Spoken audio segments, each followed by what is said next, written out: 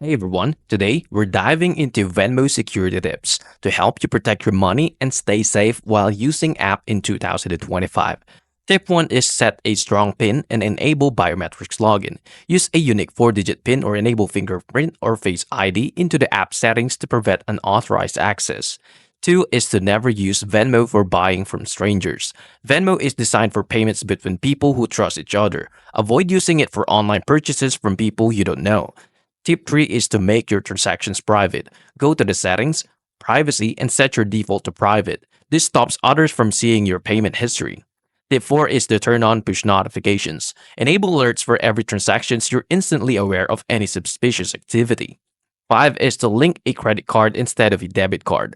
Credit cards offer more fraud protection in case of unauthorized charges. 6 is lag out on shared devices. If you ever log in into Venmo public or shared device, make sure you lag out immediately after your sessions. 7 is to watch out for scams.